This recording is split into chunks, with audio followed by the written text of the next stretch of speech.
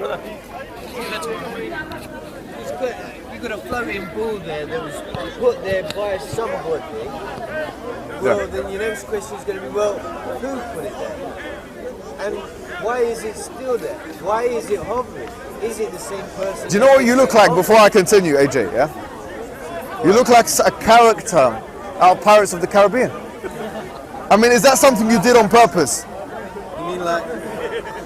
Is that something you did on purpose? Yes. Let me see. Now you look... Is that you? That's me. No. I do it as a kids entertainer. Dress up as Jack Sparrow. Oh my God. Okay, now I understand the background. God didn't do it. Yes. We'll come to that. Don't worry about it. The God question, that's something else. It's really an interesting conglomerate of different faces. And look, how many tattoos you got there? That's not relevant to the question. I know, but we just... I'm more interested in theology. Okay, fine. No. How do you know I don't know? No, I'm joking. No, of course. I like, no, they're interesting pictures and stuff, man. I'm more interested in why. Okay, that's cool. No problem. So you're gonna... So, yeah, okay. We discovered somebody has made that ball.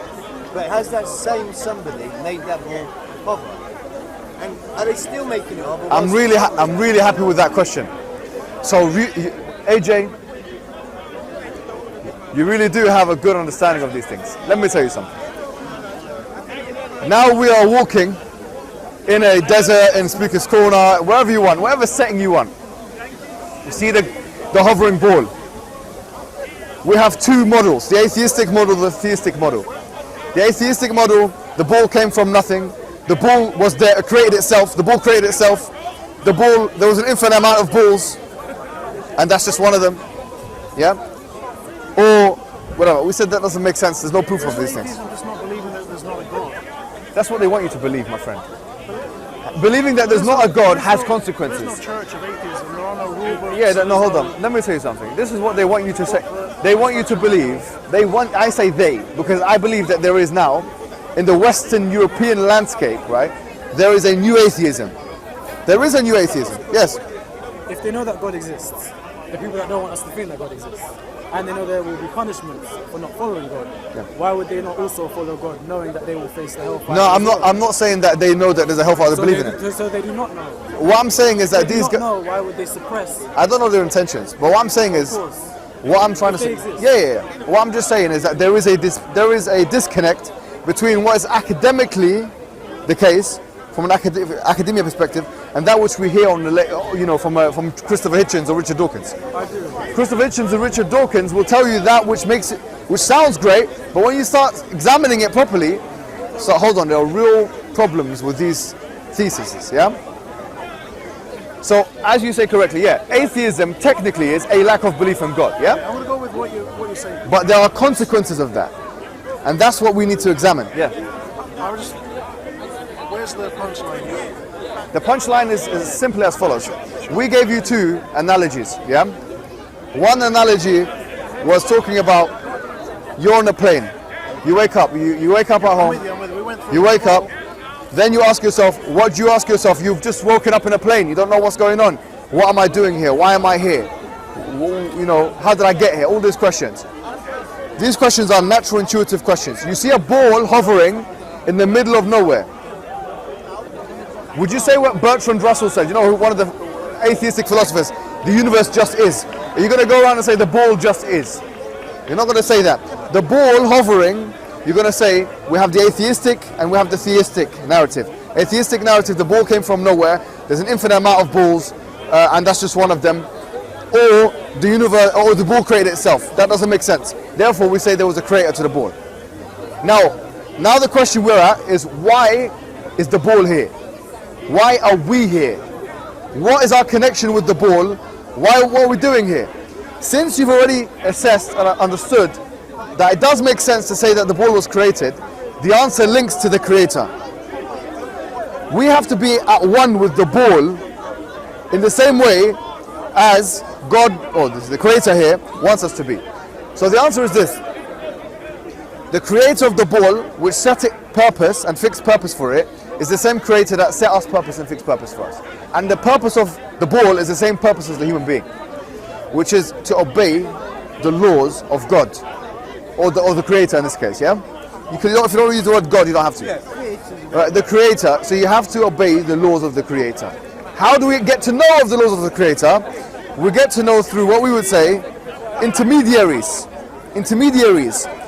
The medium that we say, the narrative, the Islamic narrative is, the medium that God chose are basically prophets and messengers, which have come before time. Jesus, Abraham, Moses. Can I ask a question? Yeah, sorry, him first, yeah. If you say that these questions are intrinsic to being human, right? These questions are, Yeah, you said that as well. yeah, why would a belief in God not be intrinsic? If He had made us, why would that not just be included? So we would say, actually, we'd argue that it is intrinsic, and there is evidence of that. But it's not to me, that's my point. Yeah, because you've been socialized into being an atheist, basically. I And was look, religious, so yeah, well, you're religious. I was brought up religious. Okay, so you were socialized first into religiosity, and then socialized again into irreligiosity. No, because let me, if I can tell you, at a young age, talking with friends when I was made to go to church, I would say, this doesn't make any sense to me. This is not true. I don't believe When you it. say this, what are you talking about? The idea that one God exists, or the Trinity? Be honest.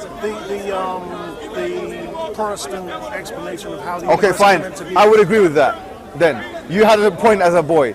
Yeah, that's something else. We're not talking about It's only that. later in life that I realized there were other atheists. Fine. When, What well, you said when you were a boy was a logical thing to say. I agree with that thing. But you weren't criticizing the God thesis. You were criticizing the biblical narrative. And there's a distinction between those two things. Yeah. If there's a creator that created all this world and Yeah. wants me to live in the way of the world, why can't I just walk around the world and look at it, appreciate it, and say thank you, creator? And that's it. I think why that- is there yeah. rules? Well, I'll tell you Why what. does he put rules on me? That's He good. don't put rules on trees. He did. And these are called the laws of nature. Yeah, so Look, the I'm difference- made within the laws of nature. Let me tell you and something. I'm doing what the creator I like what you're saying, and the thanks element is really good. That's why in the Quran, just to let you know, I know I said we weren't going to quote too much. I'm interested to hear. Yeah, in the Quran, the first line of the Quran is Alhamdulillahi Rabbil Alameen, which means praise and thanks be to God, Lord of the worlds. In other words, being grateful and being thankful to the Creator is at the center of the Islamic ethos. But the way which we do that is in accordance with the law. Now, how do we know the law? The difference between us, this is a major thing. The difference between us and the rest of the animal kingdom. Do you know what the difference is? The difference is that we are able to ask those questions that we were asking before. Why, what, where, how. Properly ask those questions, inquisitively ask those questions. I can ask, why am I here? How did I get here? Where am I going? A zebra or a lion is only concerned with survival. A dog is only concerned with survival. They're not going to ask those deep questions. As far as we know, right? No, but we know that, right? Human beings are concerned with more than that, which is why we've built civilizations. Now, here when we ask, what am I doing here? Why am I here? How did I get here? And we get answers now, because we've gotten some answers. We've gotten some answers. Our Creator created us, put us here, all these things. He set a purpose for us. Now the question is, what is the purpose? The purpose is as follows. The reason why we're here on this earth is so we can be, and this is going to sound cliche, one with nature. How so? We do that which nature is doing. Wait a minute. What's nature doing, my friend? What are you talking about? Make it clear for us. Okay. The only possible relationship that nature can have with the Creator is one of submission to the laws of Creator. Why? Because any part of the creation can't turn around and say, I'm not going to do this. It can't do that. It has no autonomous power and will above and beyond the power and will of the Creator that originally put it in place. Therefore, the answer to life's question is as follows. You must be submitting to basically the Creator's will. How so? We said we have mediums and intermediaries that basically communicate that message to human beings. But they don't come just like that. They come with two things. You're the guy on the plane when we wake up who's like, hey, I'm the guy on the plane. But there was someone who told me. So what am I telling you? I'm telling you, look, why is it the case that we have all these people coming in history and claiming to receive revelation? Is it a completely null hypothesis that this actually occurred as a reality, a metaphysical reality? And we say no. we say there is some truth in it. Jesus was a true character historically. Abraham, Moses, all of these human beings actually existed, we would say, yeah? And they came with a message. What was that message? To submit to the laws of God. We say that long line of messages ended with the messenger of Muhammad. I know. All right. Do you get it? Just point out. Yes. All of these intermediate, what did you call them? Intermediates? Yes. Prophets. How do we know they are actually speaking to the Creator? So they come with two things. I like that. Excellent. So they come with two things. They come with a message and they come with evidence.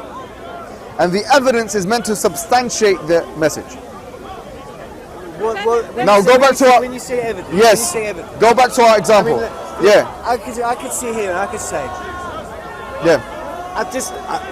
the divine Creator has just told me. You lot can't hear it because you lot are not prophets. I'm a prophet. He just told me. He just told me everything I say is right. Yeah. Are you going to believe me? If you give me evidence. What kind of evidence? Let me tell you. Let's go back to our let's go back to our ship or train example. You wake up on a ship, yeah? What are we doing here on the ship? Why are we here? What are we doing? How did we get here? Where are we going? These questions that we ask. Someone comes up, you wake up, someone's next to you, because you want to know how the hell you got on the ship or on the plane. Yeah. You wake up, you usually wake up in your bed. Now you're waking up on a ship. Yeah. How did I get here? Someone next to you says, listen man, don't worry about it man. You were involved in a brawl, you got knocked out, okay? And now we're helping you get from place to place. I'm here to chaperone you. So what happened? And then he starts giving you some information. He brings out, he said, look, there's a police crime reference number here. There's this evidence, there's that evidence, you were here, you were there, all these things.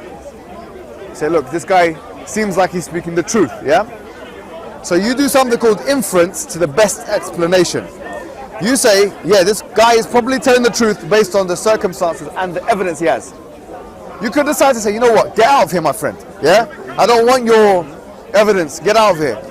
But you know deep down that this guy's probably speaking the truth, yeah? This guy's given me a video recording of me doing whatever right. I can't remember doing. So I'm saying to you now, if you get the evidence, what would be your reaction? If he shows me a video of me doing what I can't remember, you'll accept it, right? I'd say yes. Or even not. Let's not say a video. Let's say he tells you a few facts. This X, Y, Z. I was there to see it, and then he starts showing you police reference number. You can call the police. These kinds of circumstantial evidences. That to me isn't good enough evidence. So okay, you're gonna say, well, get out of here then. Yeah, I'd say I need more proof than So that. he gives you another evidence, but he says, look, but hold on, you were here at this time, you were there at this time. He starts telling you where you were, and you know you. But hold on, you know where you were. You know, okay, you know where you were. You know this guy couldn't have known where you were because people don't know, i.e., knowledge of the future or knowledge of events like that. I mean, this girl comes around with me all the time. So maybe you spoke to her and you found out. No, but look, he's saying that look, we saw you in this place and this place and that place and this place. You know for a fact. It's because of the location it was. Let's say it was your house or someone else's house. That there's no one that could have known that except for someone who has experienced that situation. Do you get it? Yeah. You'd accept the evidence? No. With hesitation. Fine. Ask him what evidence would he accept. No, this is good. He said video. No, but person could not have known X information piece and he told you about it. That would certainly get my attention. So for example, if it's a very small knit of group of people that go to a certain place on a certain day, no one could know that except for those people. And he tells you about that. So you're going to say, okay, how did you know about that? All right, did you get it? It will get my attention. It will get your attention, okay. Because you'd agree that people don't know knowledge of the future, for example. They don't know knowledge of different events that could happen like this, right? Okay. So if I told you now, the evidence in the Quran, a lot of it is prophecy. Evidence talking about the future. It's the same exact standard that you've talked about, your exact standard. For example, in chapter 30, verse 1 to 6, it talks about the future, where it's mentioned that in the future, the Roman Empire would beat the Persian Empire in 3 to 9 years in a nearby land. we agreed that evidence of the future or information of the future is not something easily retrievable. Yeah, I agree. Now, you might say that's a coincidence. But what if the same source of revelation then says, look, hold on, Islam will spread, and starts telling you different places where it will spread. Egypt, Yemen, Syria, Jordan. Now hold on, this is knowledge of the future, which is... bring you back to this exact point. Say, Islam's going to spread. I can make that prediction. I could make a prediction that, as Islam spreads, it's going to cause a lot of upheaval and a lot of trouble. But no, that's fine. But we're talking about different countries. But then it's going to pattern out and everything's going to be all right. I can make that prediction. Okay, good. Does that mean I'm a But what I'm saying is, does that mean I'm those... No, hold on. make that prediction? Let's start with the first prediction I told you about. It's a prediction. If you know about the Persian Sassanid, the Sassanid Roman Wars, anyone who knows anything about kind of what was going on between those two empires, this is the Holy Roman Empire.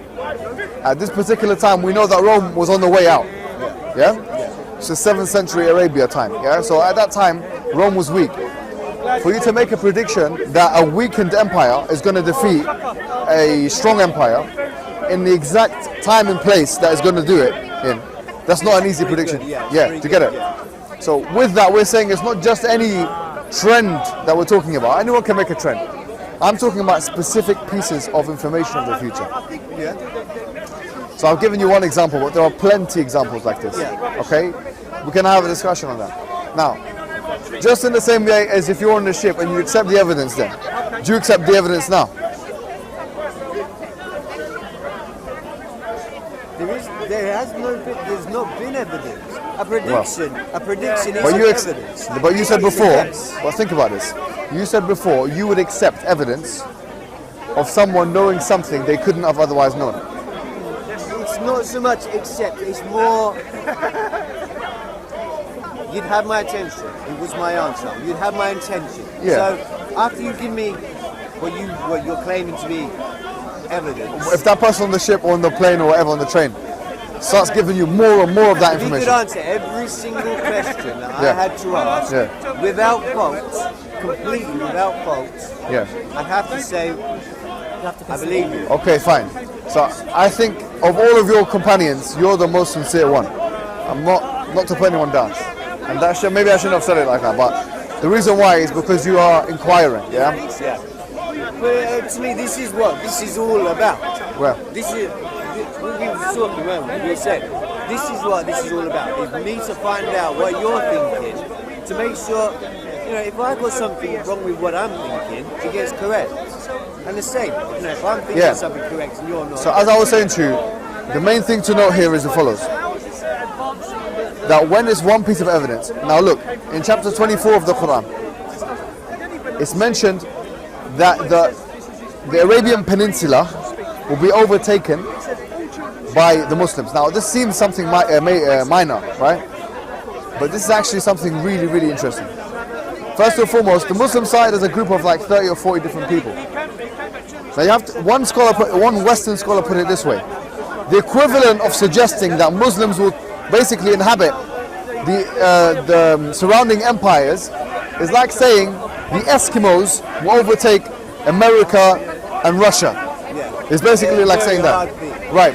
So here we're saying, not only is it the case that the Quran makes very specific predictions, by the way, in chapter 48, it talks about how they will conquer. It says, مُحَلَّقِينَ رُؤُوسُهُمْ وَمُقَصِّرِينَ لَا يَخَافُونَ, that they will cut their hair, that they will trim their hair, i.e. going for a pilgrimage. They're not going to have any fear, meaning there won't be any fighting going on. There wasn't any fighting at the conquest of Mecca. There was not any fighting at the conquest of Mecca. So the kind of predictions we're talking about here are not just one or two isolated examples. And there's never been, and this is a challenge, there's never been an example of prediction that either the Quran has made or the Prophet has made. And obviously he gets his information from God that has not actualized. In other words, he never said this will happen at this time and it never happened. Do you see what I'm saying? Yeah, that's what he's saying, yeah. So from that perspective, what I'm saying to you is as follows.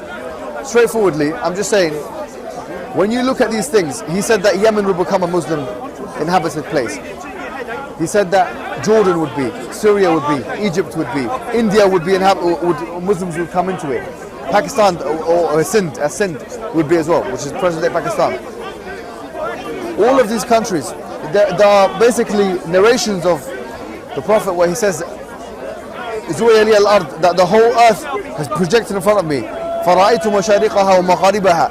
I saw the eastern parts of it and the western parts of it. وَإِنَّ أُمَّتِي سَيَبْلُغُ مُلْكَهَا مَا زُوِيَ لِي مِنْهَا. And that my people would basically take over this area from what I saw. Why did he not say north and west? See, that is where I have a problem with religion now.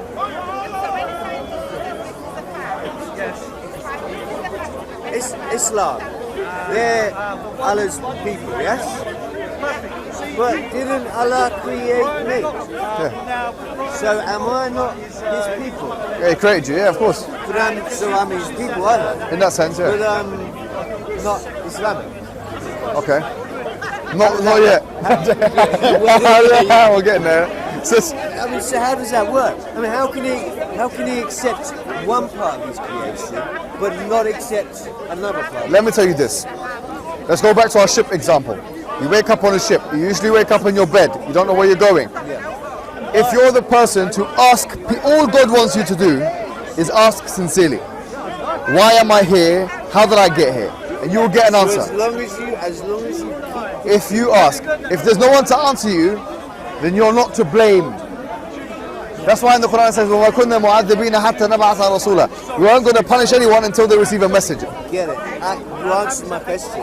You've answered my question. Yeah? Yes. And this is what, when I'm watching you on YouTube, and there's people talking, they're asking the question I want to ask, but not in the way I would ask. Yes. And so you're giving them an answer, and I'm screaming, no, that's not what he's asked, that's not what he's asked. Yeah. You just answered my question. Thank you, yeah.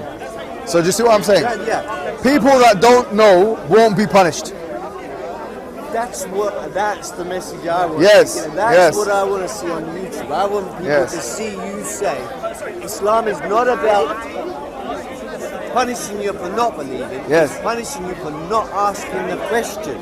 That's it. That's what I want people to see. That's it. That was okay. What I want people Does that make sense now? Yes, it does make sense. And when you ask those questions, you get the answers. Yes. Then it makes it more clearer. Yes. And that's what I was saying to you earlier. You know, our government sit there and say, Islam, they're all terrorists, they're bombing us. And that makes people who are not asking the question, they make them afraid. Rather than saying, hey, you're Islamic, fine, I don't care. Yes. You'll be afraid. That's what I want. That's what I want. That's right. You answer my question. Excellent. This is a man that's almost my height. Actually, hold on. He's taller than me. Come here. He's a good brother. This is a Muslim brother from Germany. Oh, assalamu alaikum. How tall are you? 2 meters what? 5, 6, 7. So what are you, 6, 8 or 9?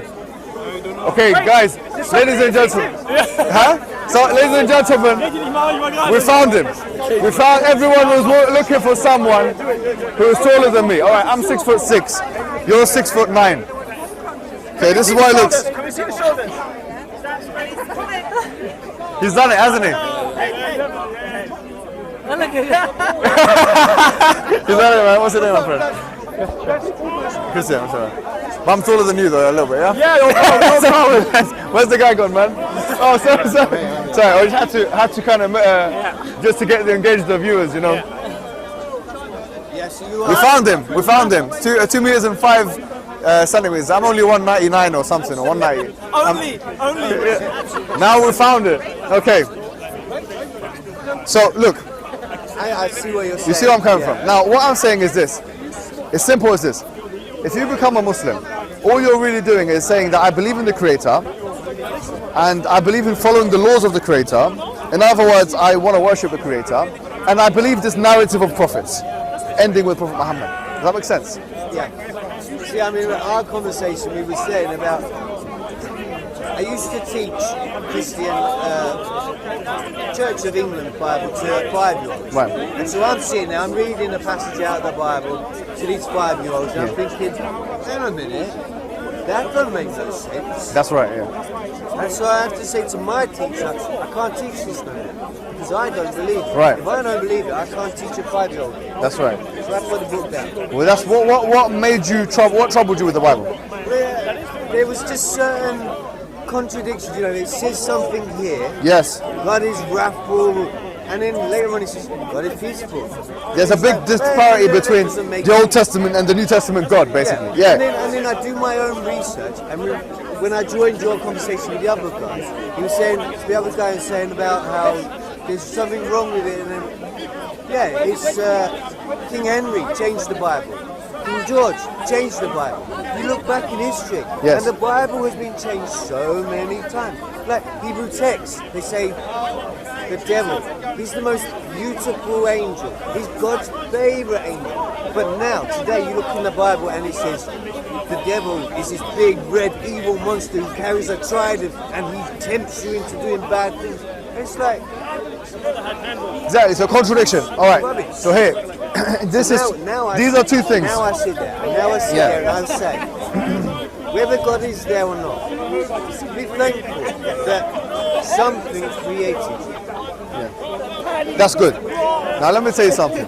What you've just elaborated there, very well articulated, are the basic expectations for anybody to accept basically a book to be a word of God. One has got to be preserved. You said it's got to be preserved. There's so many Bibles. Yeah. Number one, preservation. Number two, lack of contradiction. And these are the two things that I would challenge anyone. You would never find there's a contradiction in the Quran.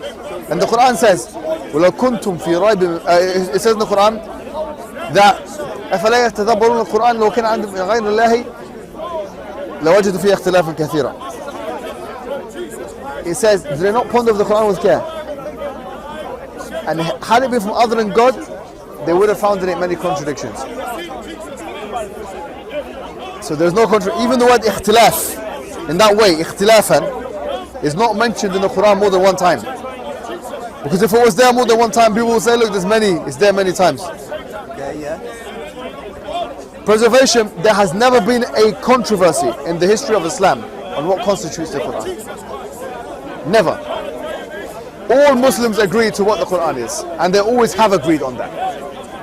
So here what I'm saying is, your expectations when it comes to religious scripture are met with the Quran. Okay. I mean, see, I can't talk about the Quran because... Do you want time to read it and think about it? It would take me ages. Not all of it. I'll give you selected passages. It would give for me, I would have to read it from front to back. It won't take that long. A lot of times. I'd need to know it inside and out. If I'm to read a book like that, I have to read it inside and out so that you understand. What? And then I would have to sit down with someone like yourself or like you, and I would ask you question after Perfect. question. AJ, do it. I'm going to give you my number. Okay, obviously not on camera. Yeah. We'll go over the Quran and stuff like that, and we'll do that. But let me ask you now, as a premise though, do you accept what I've said to you as a narrative, as a premise? Yes. So, are you ready to become a Muslim? No. No. All right. You want to read first? Yeah, I would read anything. Fine. But for me, choosing a religion is not an option for me. My religion is me. I'm Fine. my religion. Yeah. My religion says, be good to Fellow man. everyone. Okay, perfect. Everyone. Maybe you'll change your mind when you read the Quran. Yeah, maybe. I'll give you my number. But I mean, there's no reason why I cannot respect Yes. the Quran and respect religion in general. And I'm finding it impossible not to respect you. It's been a pleasure, man. Thank you very much. Thank you very much, man. Great to meet you at Yeah. last. It's been great to talk to you, man.